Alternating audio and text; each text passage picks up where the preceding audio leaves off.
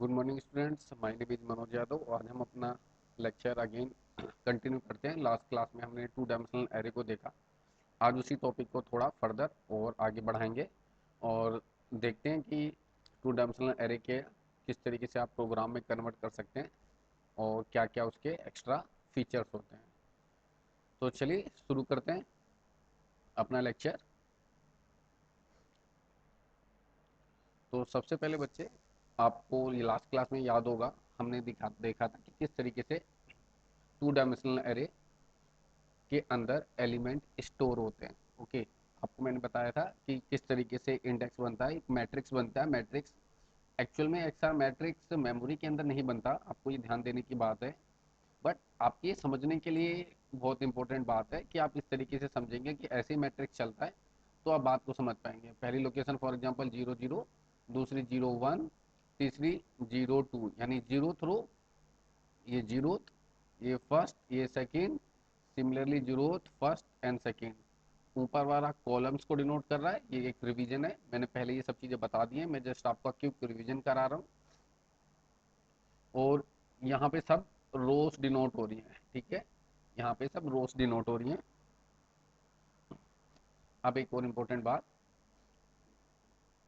To store, मैं पहली slide का पर्पस बता देता हूँ। To store the element entered by a user we are using two for loops, one of them is a nested loops.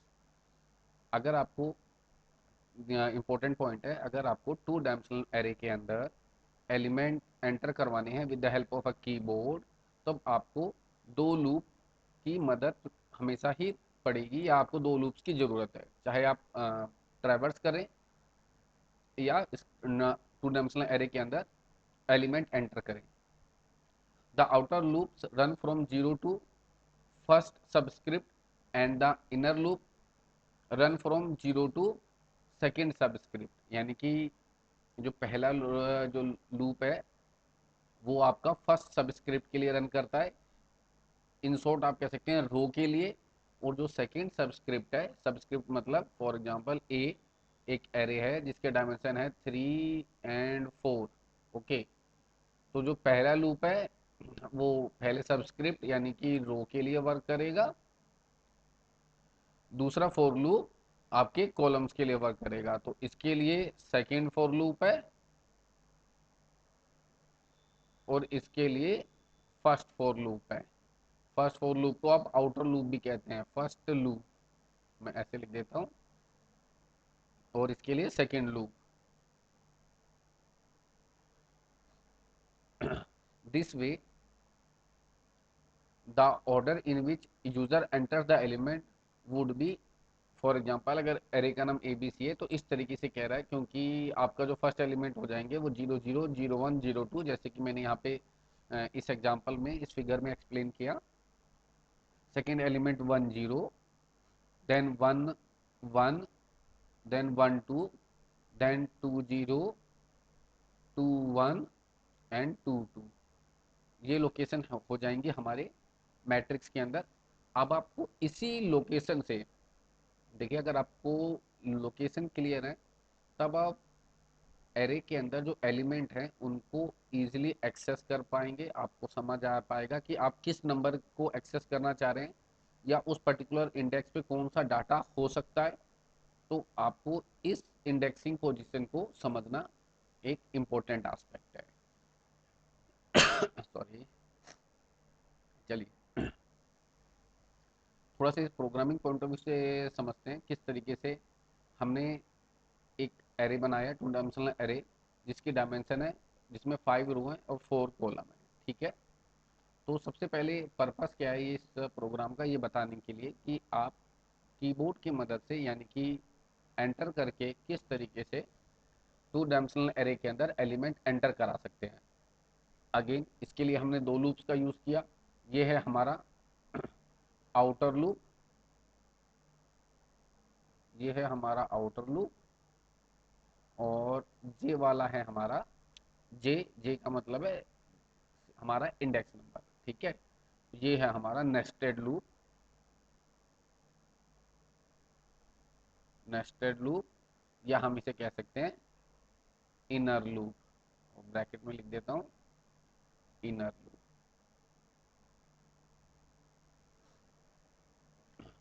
अब बात करते हैं लूप चल कैसे रहा है। देखिए मैं आपको ट्रेस करता हूँ और आपको फोकस करना है किस तरीके से ये वर्क कर रहा है। मैं पहले ये इरेज कर देता हूँ यहाँ का कंटेंट, ताकि आपको बात समझ आए। उम्मीद है आपको समझ आ गया होगा कौन सा आउटर लूप है और कौन सा इनर लूप है।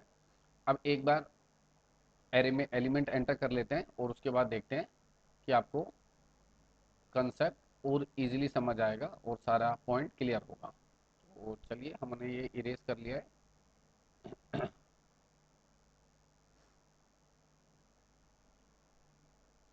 ओके, सबसे बच्चे बेटे हम ड्राई रन करते हैं। बच्चे ड्राई रन का मतलब ये है कि हम वन बाय वन एक स्टेप में आई और जे की वैल्यू को नोट डाउन करेंगे और देखेंगे एरे की कौन सी इंडेक्स पोजीशन एक्सेस हो रही है।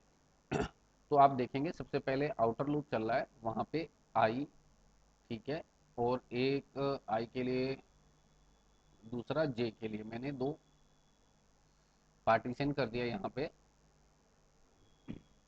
सबसे पहले आई की वैल्यू जीरो है, तो मैं आई की वैल्यू बच्चे जीरो लिख देता हूँ। आई की वैल्यू जीरो है, जीरो फाइव से कम है आई के लिए। हाँ जी कम है, नीचे आ जाइए, जे पे आ जाइए।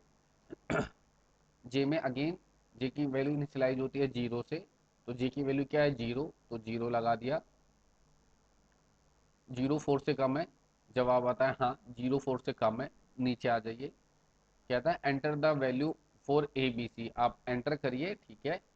कौन सी लोकेशन, आई और जे, आई और जे दोनों की लोकेशन क्या है, जीरो जीरो। तो सबसे पहले आप जीरो जीरो लोकेशन के लिए नंबर एंटर कीजिए। अगर आपको याद होगा हमने जब मैट्रिक्स बनाई थी, फॉर एग्जांपल अगर हम फाइव रो और फोर कॉलम के मैट्रिक्स बना लेते हैं तो उसकी डायमेंशन कुछ इस तरीके से होगी, zero one two three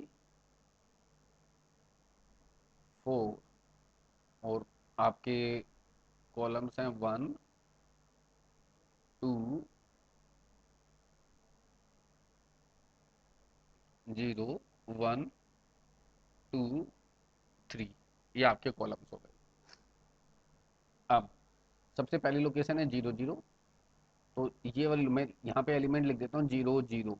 okay, तो जो सबसे पहले नंबर एंटर होगा ए जीरो जीरो, यानी कि वो इस लोकेशन पे एंटर होगा जीरो जीरो। और मान लीजिए मैं नंबर एंटर कराता हूँ, उसकी वैल्यू थी सेवन, तो सबसे पहले इस पोजीशन पे जो नंबर एंटर हुआ वो हुआ सेवन। ओके, नाउ क्योंकि अभी हम इनर फॉर लूप के अंदर है, लूप कंप्लीट होता है। लूप कंप्लीट होने के बाद वापस आपको ध्यान देना है, हम फोर लूप से, for loop inner for loop, या मैं डायरेक्टली कह सकता हूँ जे वेरिएबल वाला फोर लूप, इससे तभी बाहर निकलेंगे जब जे लूप की कंडीशन टर्मिनेट हो जाएगी। अभी कंडीशन टर्मिनेट नहीं है, कंडीशन कहाँ पे लगी है, जब तक जे की वैल्यू फोर से कम है। तो अभी हम फोर लूप के अंदर है, दोबारा से जे वेरिएबल अपने आप को इंक्रीमेंट करता है, जे की वैल्यू हो जाती है जीरो से वन। अब ध्यान रखिएगा आई की वैल्यू अभी भी जीरो है, जे की वैल्यू होगी जीरो से वन। वन होने के बाद वन भी फोर से कम है, यस कम है, नीचे आ जाइए। और आपसे फिर से कीबोर्ड से वैल्यू एंटर करने का कह रहा है, किस लोकेशन पे, ध्यान दीजिएगा आई की वैल्यू जीरो है, जे की वैल्यू वन है, यानी जीरो रो और वन कॉलम पे। वो कौन सी लोकेशन है मैं हाईलाइट कर देता हूँ, वो ये वाली लोकेशन है। ओके, मैंने हाईलाइट कर दिया, वो ये वाली लोकेशन है। इस लोकेशन में मान लीजिए मैं एंटर नंबर करता हूँ एट, तो मैं एट यहीं पे लिख देता हूँ आपको समझाने के लिए। यहाँ पे एट आ गया, ठीक। एट आने के बाद नंबर दोबारा से मूव ऑन होता है आपका एरे। जे की वैल्यू इस बार बढ़ के वन से हो जाती है टू, टू भी फोर से कम है, यस कम है। हम नीचे आ जाते हैं, नीचे आने के बाद एक बार फिर से एरे के अंदर एलिमेंट एक्सेस होते हैं, लेकिन कौन सी लोकेशन वाला, जहाँ पे आई की वैल्यू जीरो और जे की वैल्यू टू है। तो आई की वैल्यू जीरो और जे की वैल्यू टू है। देन अगेन लूप चलता है। लूप चलने का मतलब है फिर से फोर लूप का काउंटर मूव करता है। देन जे की वैल्यू इंक्रीज होकर थ्री हो जाती है। थ्री होने के बाद देन आप से फिर से नीचे आता है, नीचे आने के बाद आपसे वैल्यू पूछता है, वैल्यू आप कौन से लोकेशन पे पूछ रहा है, 0 और 3, तो 0 और 3। तो इस तरीके से आप एलिमेंट एक्सेस करेंगे। मान लेते हैं हम 0 और 2 पे हमने 6 नंबर एंटर किया और 0 और 3 पे हमने 9 वेरिएबल एंटर किया। तो सबसे पहले जो नंबर हमने एंटर किया वो था 7। कौन सी लोकेशन पे गया, उम्मीद है अब आपको बात समझ आ गई होगी, A00 मैंने, ठीक है। फिर जो कौन सा नंबर गया, A01, okay. Then A02, then A03। इस लोकेशन पे 4 वेरिएबल एंटर कर गए। अब वापस आगे बढ़ते हैं। जे का वेरिएबल अपने आप को इंक्रीमेंट करता है। जे का वेरिएबल इंक्रीमेंट करता है तो जे की वैल्यू चेंज होकर हो जाती है 5, 3 से 4, ओके। तो जब जे की वैल्यू 3 से 4 होती है, ध्यान से सुनिएगा, जब जे की वैल्यू 3 से 4 होती है, तो जैसे ही 4 होती है, 4 पे कंडीशन टर्मिनेट हो जाती है, क्योंकि जे की वैल्यू 4 के से छोटी नहीं है, अब 4 के बराबर आ चुकी है। इसका ये मतलब है कि कंडीशन सेटिस्फाई नहीं हुई और फॉर लूप टर्मिनेट हो गया। फॉर लूप टर्मिनेट हो गया, लेकिन आप विजुलाइज करेंगे ये सारा फॉर लूप एक्चुअल कहाँ पे था। एक्चुअल तो ये एक इनर फॉर लूप था और हम किसके अंदर थे, आउटर फॉर लूप के अंदर थे, जहां पे आई की वैल्यू अभी भी 0 ही चल रही थी। तो सबसे पहले ये जो लूप कंप्लीट हो गया, इस लूप के कंप्लीट हो जाने के बाद, अब क्योंकि हम इनर फॉर लूप के अंदर थे और इनर फॉर लूप कंप्लीट हो गया, तो आउटर फॉर लूप अब फर्स्ट टाइम इंक्रीमेंट हुआ है। ध्यान से सुनिएगा, outer for loop first time increment हुआ है। अब फर्स्ट टाइम इंक्रीमेंट होने का क्या मतलब है, देखिएगा यहाँ पे ड्राई रन के अंदर हम फर्स्ट टाइम आई की वैल्यू इंक्रीज कर रहे हैं। आई की वैल्यू इंक्रीज होके क्या बन गई, आई की वैल्यू हो गई 1। अब आई की वैल्यू 1 हो गई, 1 5 से कम है, यस, ये वाली कंडीशन चेक हो रही है, 5 से कम है। नीचे आ जाइए। नीचे आने के बाद जे का लूप, जे वेरिएबल वाला फॉर लूप यानी कि इनर फॉर लूप दोबारा से रन करता है। दोबारा से रन करने का मतलब है ये कंप्लीटली फिर से रन कर रहा है, यानी जे की वैल्यू शुरुआत से इनिशियलाइज हुई यानी कि 0, तो जे की वैल्यू 0, ओके। तो अब वो पूछता है एंटर द वैल्यू, कौन सी लोकेशन है, ABC IJ, यानी कि आई की वैल्यू क्या है 1, तो नंबर कौन से लोकेशन पे एंटर हो रहा है, 1 रो और 0th कॉलम पे नंबर एंटर हो रहा है। 1 रो 0th कॉलम कौन सी है बच्चे, ये, जिसमें मान लीजिए मैं वैल्यू डाल देता हूँ 6, तो हमने यहाँ पे 6 डाल दी। फिर लूप चल पड़ा। सिमिलरली जे का लूप आपका हर बार 4 टाइम तक चलेगा, तो इस बार भी जे का लूप चलता है और जे की वैल्यू होती है आपकी 0 से बढ़ के 1, फिर 2, फिर 3, मैं सबके लिए लिख देता हूँ। देखिएगा, जे की वैल्यू 1, फिर 2, फिर 3, इन तीनों केसों के लिए जे की वैल्यू चेंज होती है, ठीक है। और एक बार 3 आने के बाद आपकी जे की वैल्यू फिर से कंडीशन पे आके हैंग ऑन करती है और कंडीशन फॉल्स होता है, और कंडीशन फॉल्स होने के बाद आपका इनर फॉर लूप फिर से टर्मिनेट होता है और आउटर फॉर लूप के अंदर जाते हैं, आउटर यानी कि आई वेरिएबल वाला फॉर लूप। तो इस तरीके से हर बार आपका काउंटर चलता है। अब 0 से आई का काउंटर 1 पे पहुंचा, इसी तरीके से 2 पे पहुंचेगा, ध्यान से देखते जाइएगा। फिर आई का काउंटर क्योंकि लेस देन इक्वल टू 5 है तो 3 पे पहुंचेगा, फिर आगे चलेगा और 4 पे पहुंचेगा, यानी 0 का केस, 1 का केस, 2 का केस, 3 का केस, 4 का केस। इन केस पे आने के बाद जे का काउंटर हर बार 0 से 3 टाइम चलेगा ही बच्चे, यहाँ के लिए भी हर एक के लिए 0 से 3 टाइम, यहाँ के लिए भी 0 से 3 टाइम, और ये कंप्लीट मैट्रिक्स आपकी डाटा से फिल हो जाएगी। इस तरीके से आप किसी 2 डायमेंशनल मैट्रिक्स के अंदर एलिमेंट एंटर करा सकते हैं या एक्सेस कर सकते हैं। इसी तरीके से जब आपको वैल्यू डिस्प्ले करानी हो, या सिंपली हम कह सकते हैं 2 डायमेंशनल एरे को प्रिंट करना हो आपको, तो बस स्कैनफ कीजिएगा, आप प्रिंटफ स्टेटमेंट यूज कर सकते हैं और आपका complete array, two dimensional array print हो जाएगा। तो ये इन्फॉर्मेशन थी बच्चे टू डायमेंशनल एरे के ऊपर। अब जरा इसका समझते हैं मेमोरी रिप्रेजेंटेशन कैसा है टू डायमेंशनल एरे के अंदर। तो देखिएगा बच्चे, टू डायमेंशनल एरे के अंदर मेमोरी रिप्रेजेंटेशन है सबसे पहले 0 0 लोकेशन। ये हमने बड़ी डिटेल से डिस्कस कर लिया। यहाँ जस्ट मैं स्लाइड को एक बार रीड कर रहा हूँ आपके लिए। फिर सेकंड लोकेशन 0 1, फिर 0 2 0 3। ठीक है, ये फर्स्ट सबस्क्रिप्ट यानी कि रो नंबर आपको डिनोट कर रहा है, ये सेकंड सबस्क्रिप्ट यानी कि कॉलम नंबर डिनोट कर रहा है। ये सब हमने देख ही लिया है। अगेन ये सारी लोकेशंस है और जो हमने अभी फॉर लूप से एक्सेस किया, तो उम्मीद है ये स्लाइड ऑलरेडी आपको समझ आ चुकी होगी। देन टू डायमेंशनल एरे, यहाँ पे जो टॉपिक है ध्यान रखिएगा, टॉपिक है conceptual memory representation. What is the meaning of the conceptual memory representation?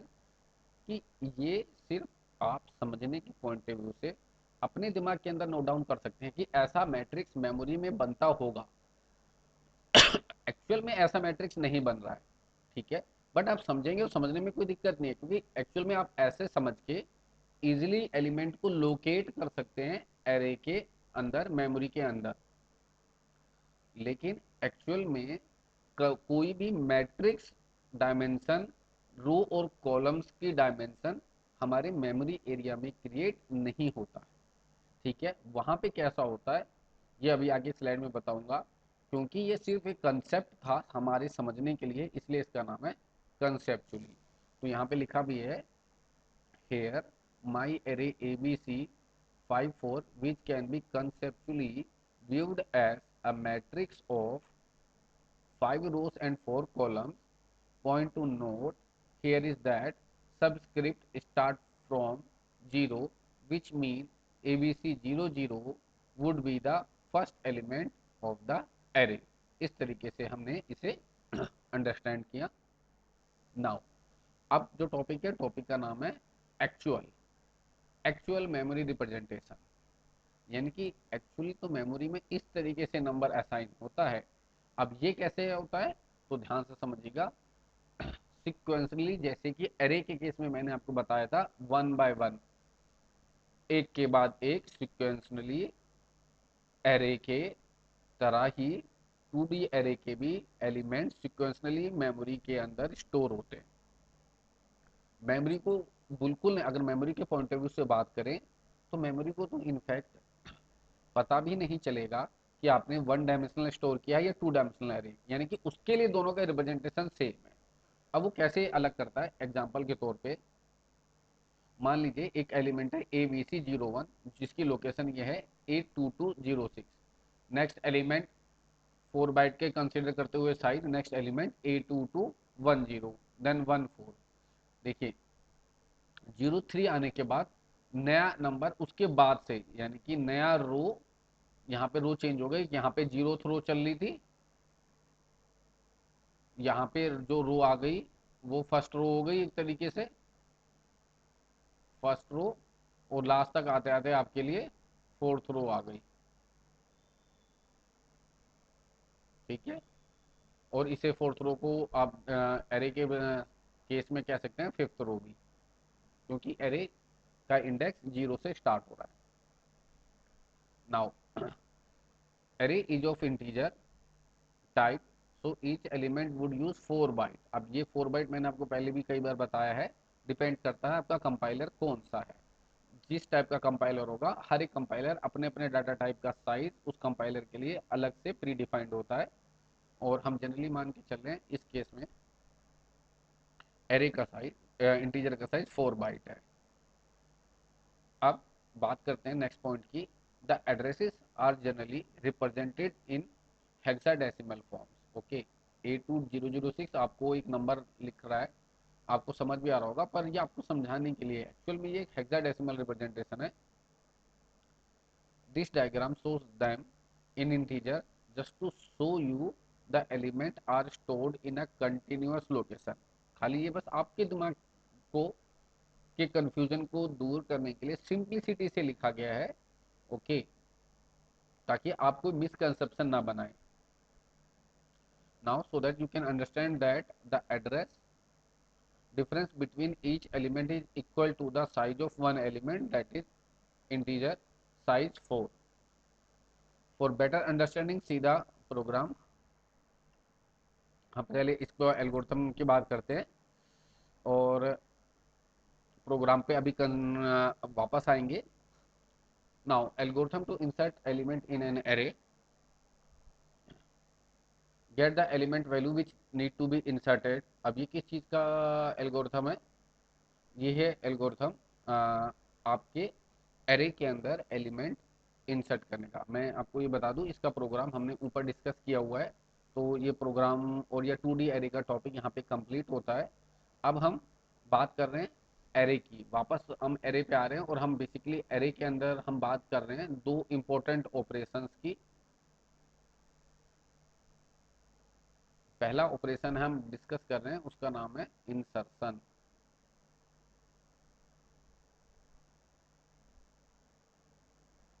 दूसरा ऑपरेशन इंपॉर्टेंट है डिलीशन. हम इन दोनों ऑपरेशन को यहाँ पे डिस्कस कर रहे हैं. तो सबसे पहले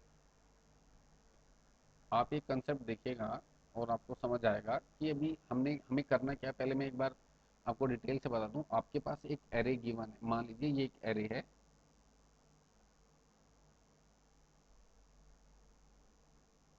जिसमें 4 एलिमेंट्स हैं. Zero, first, second, third. Zero पे कौन सा नंबर पड़ा है? मान लीजिए 7. वन पे पड़ा है मान लीजिए नंबर 9. टू पे पड़ा है नंबर 5. थ्री पे पड़ा है नंबर 10. हमें क्या करना है? हमें ये करना है कि हमें एक पोजीशन बताएंगे कि यार हमें सेकंड पोजीशन पे, मान लीजिए सेकंड इंडेक्स पोजीशन पे एक नंबर फर्दर इंसर्ट करना है. अब सेकंड इंडेक्स पोजीशन पे नंबर इंसर्ट करने का क्या मतलब हुआ कि हमें एरे को एक्सपेंड करना है. इंसर्शन का क्या मीनिंग निकल के आता है? हमें एरे को एक्सपेंड करना है. अब मान लीजिए जो नंबर डालना था वो उसकी वैल्यू थी 2020. तो एक्सपेंड करने के बाद कैसा दिखेगा ये एरे, इसको समझिएगा. हमने 7 7 पे ही था, 9 9 पे था. ठीक. नया नंबर कहाँ पे आ गया? टू इंडेक्स पे. पहला इंडेक्स 0, दूसरा 1. नया एलिमेंट आ गया टू इंडेक्स पे. कौन क्या नंबर डाला? हमने माना हम नया नंबर 20 डाल रहे हैं. तो फिर उसके बाद 5. ये 5 कहाँ चला गया?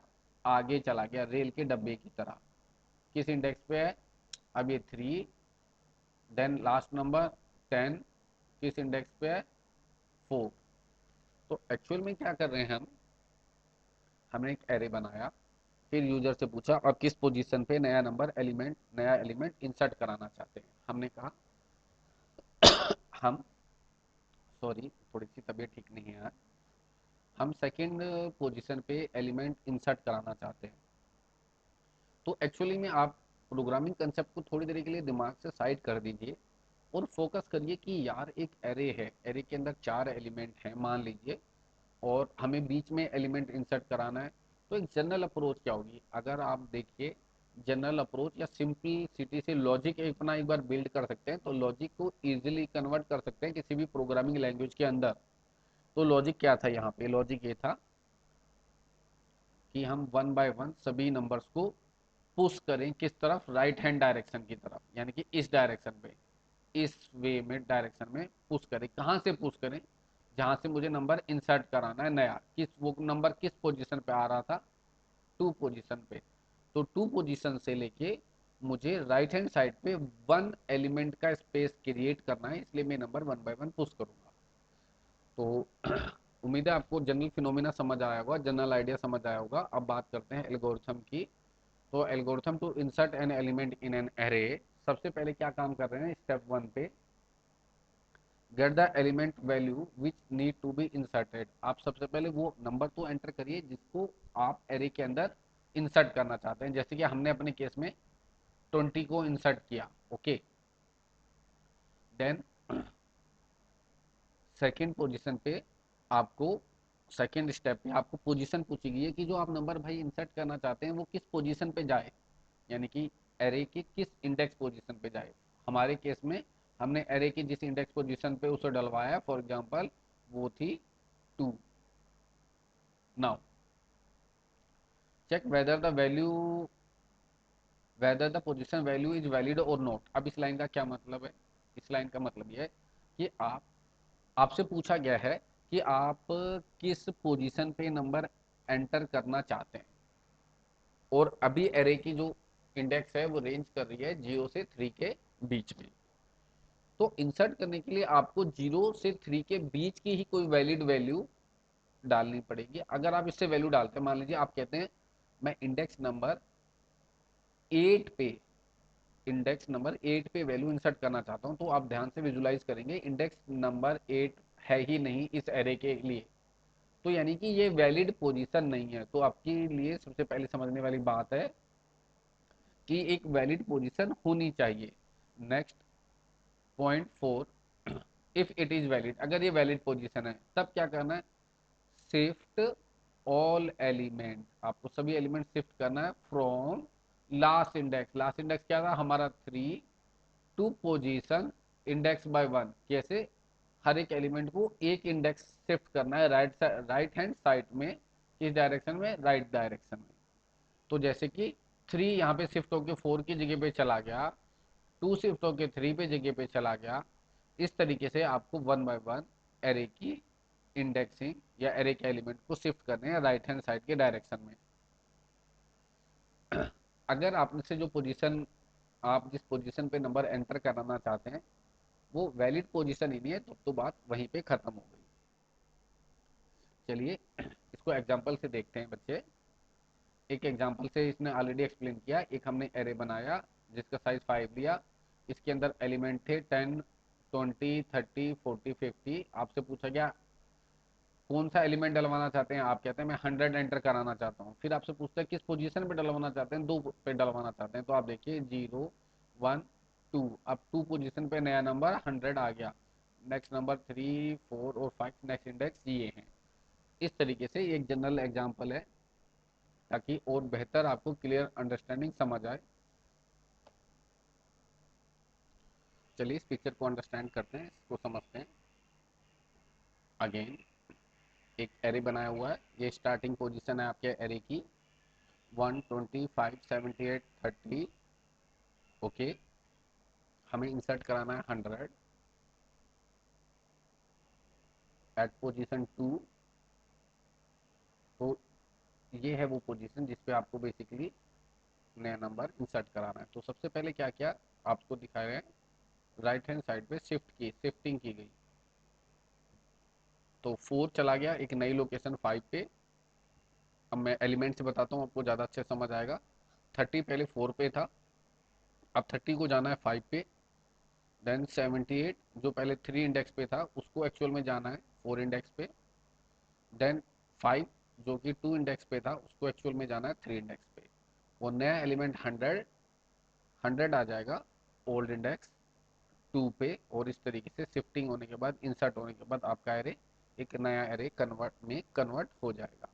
तो इस तरीके से एक्सपेंड हो गया, नया एलिमेंट इंसर्ट करने से आपका एरे एक्सपेंड हो गया।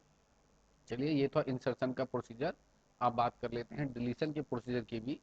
तो डिलीशन के प्रोसीजर में बच्चे क्या करना है, स्टेप्स बहुत स्ट्रेट फॉरवर्ड है। सबसे पहले आपको क्या करना है, एक समझना है कि एक एरे है आपके पास 0, 1, 2, 3।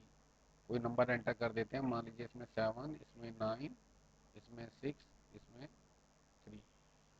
तो हमें सबसे पहले किस पोजीशन पे एलिमेंट को डिलीट करना है? हमें सबसे पहले मान लेते हैं जिस पोजीशन पे एलिमेंट को डिलीट करना है वो है 6।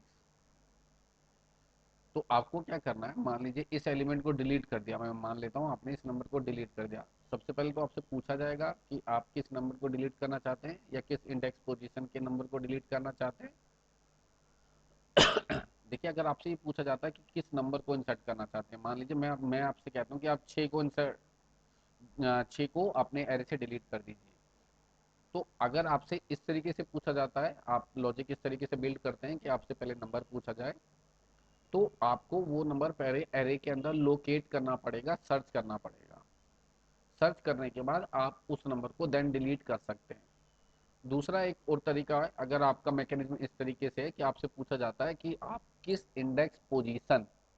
के नंबर को डिलीट करना चाहते हैं, मान लीजिए मैं कहता हूँ कि मैं इंडेक्स पोजीशन 2 के नंबर को डिलीट करना चाहता हूँ, तो डायरेक्ट आपको पता चल गया कि मेरे को पोजीशन 2 पे कोई भी नंबर हो XYZ, मुझे उसे डिलीट करना है। ठीक है, तो इस केस में मैं डायरेक्टली आपको बता रहा हूँ कि हमें इंडेक्स पोजीशन 2 पे मान लीजिए नंबर 6 को डिलीट करना है। अब डिलीट करने का क्या मतलब है कि पहले जो एरे जिसका साइज, मैं साइज कैसे कहता हूँ, 4 वर्ड्स का था या 4 नंबर्स का था, इसके साइज 4 नंबर का था।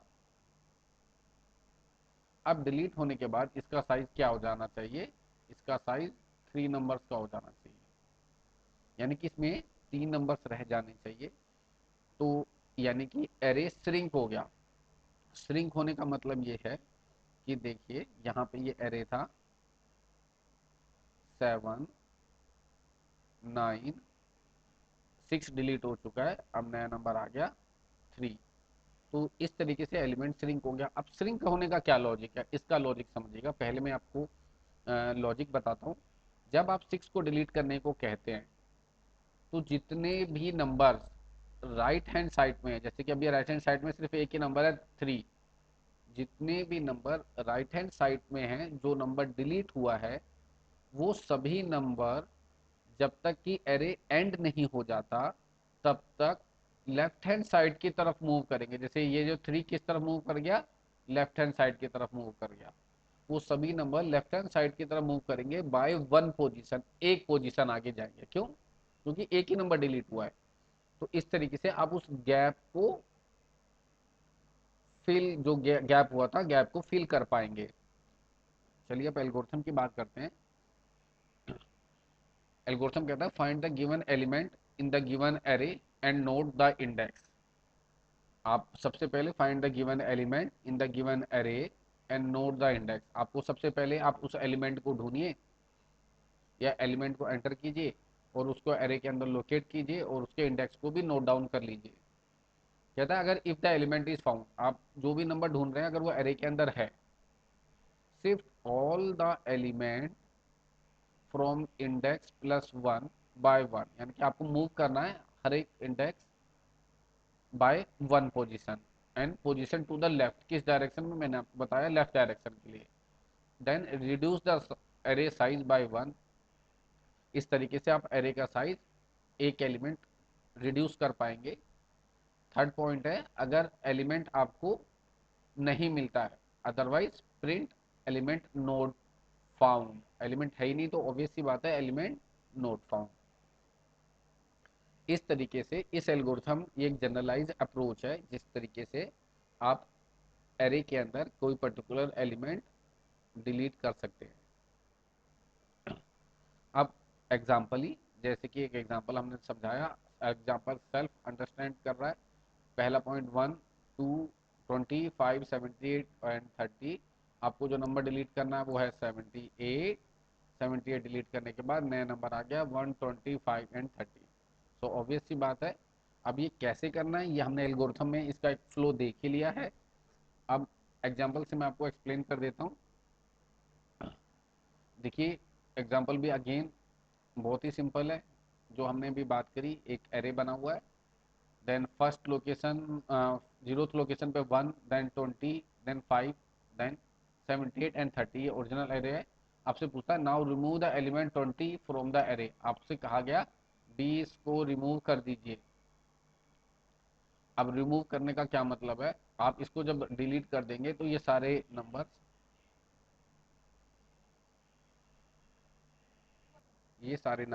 लेफ्ट हैंड साइड की तरफ मूव हो जाएंगे। सारे नंबर लेफ्ट हैंड साइड की तरफ मूव होने का मतलब यही है कि आपका ये जो गैप था ये फिल आउट हो जाएगा और फाइनल ये आपका एरे बन गया जिसमें सिर्फ 4 नंबर्स हैं जो कि स्टार्टिंग में 5 थे। इस तरीके से आप एरे को रिड्यूस कर सकते हैं। ये था एरे को रिड्यूस करने का प्रोसीजर। अब इम्पोर्टेंट बात एक आप नोट डाउन करके समझिए, हम एक्चुअल में क्या कर रहे हैं। हम एरे के अंदर से एलिमेंट को रिड्यूस कर रहे हैं या इंक्रीज कर रहे हैं एक एरे की। अब मैं आपको बताना चाह रहा हूँ एरे की ब्यूटी क्या है और क्या हम उस ब्यूटी को अचीव कर पा रहे हैं। देखिए ध्यान से सुनिएगा, हमारे पास एक एरे था, ठीक है, ये एक एरे है। इसमें कुछ नंबर हैं 0 1 2 3। यहाँ पे नंबर डाल देता हूँ मैं 7 8 4 एंड 5। ये मैंने नंबर डाल दिए। ये नंबर डालने के बाद अब मैं आपसे कहता हूँ, अब मान लीजिए इसका साइज मैं थोड़ा सा इंक्रीज कर देता हूँ, मान लीजिए थोड़ा सा और इंक्रीज कर देता हूँ ताकि आपको मेरी जो बात है और अच्छे से समझ आए। मैं साइज को इंक्रीज कर देता हूँ और यहाँ पे 4, यहाँ पे 5, यहाँ पे 6 और 7। यहाँ पे जो नंबर है वो है 1, यहाँ पे नंबर है 10, यहाँ पे नंबर है 4, यहाँ पे नंबर अगेन है 9। ओके। अगर मैं आपसे कहता हूँ कि एक नंबर प्रिंट कीजिए जिसका इंडेक्स पोजीशन 3 है, तो आप कैसे प्रिंट करेंगे? देखिए सिंटैक्स से मैं बताता हूँ। Print F percentage D simply A of I, या मैं ए ऑफ आई की वैल्यू 3 है तो मैं 3 लिख देता हूँ, A of 3। Got it? A of 3 का क्या मतलब है, इसकी इंपॉर्टेंस क्या है? इसकी इंपॉर्टेंस आपके लिए ये है कि हमने सिर्फ एक क्लिक पे मतलब एक इंडेक्स पोजीशन की मदद से डायरेक्टली उस नंबर को, कौन से नंबर को, 3 को एक्सेस कर लिया। Okay, got it? अब मैं कहता हूँ आप एक और नंबर एक्सेस करिए। मान लीजिए ये एरे बहुत बड़ा है और इसके अंदर 1000 एलिमेंट्स हैं, लास्ट इंडेक्स है फॉर एग्जांपल 999, और इस वाले इंडेक्स पे भी कोई नंबर पड़ा है, मान लीजिए वो पड़ा है 21। आपसे मैं कहता हूँ इस लास्ट इंडेक्स को एक्सेस करिए, तो आप कैसे लिखेंगे? Print F A 999। अब आप ध्यान से देखिएगा, इन दोनों ही एलिमेंट को एक्सेस करने का टाइम सेम है। ओके, दोनों ही एलिमेंट को एक्सेस करने का टाइम सेम है वाया इंडेक्स। तो मैं क्या कहना चाह रहा हूँ? Via index access time for both numbers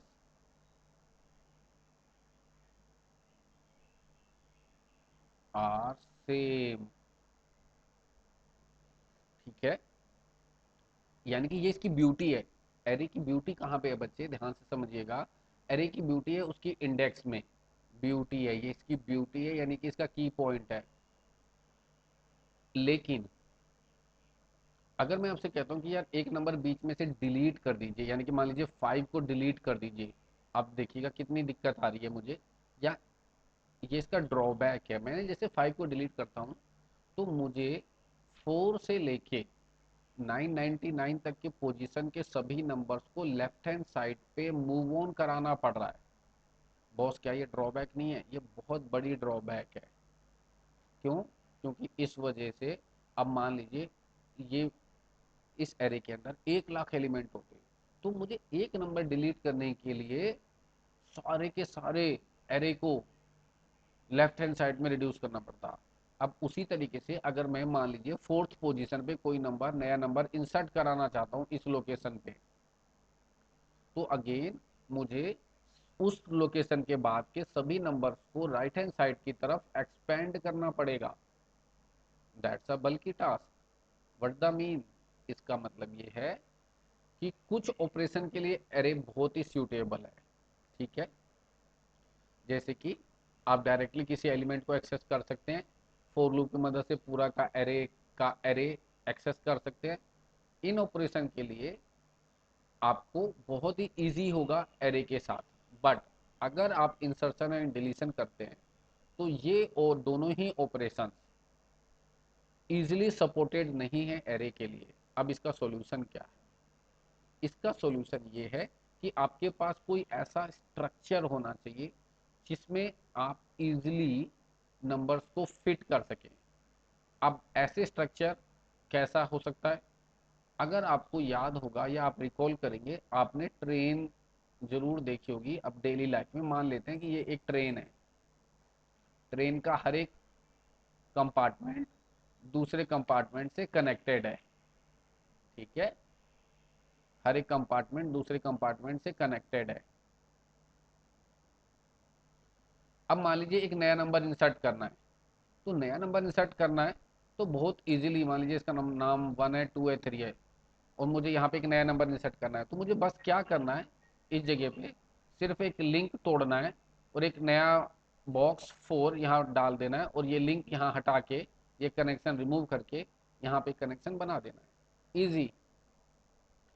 then इसी तरीके से डिलीट के केस में अगर मुझे कोई डिलीट करना है, मान लीजिए 2 डिलीट करना है, तो मैं 2 डिलीट करके बाकी चैन को कनेक्ट कर दूंगा, डिलीट हो गया। अगर ऐसा हमारे पास कोई स्ट्रक्चर होता तो हम बहुत आसानी से एरे की लिमिटेशन को ओवरकम कर पाते।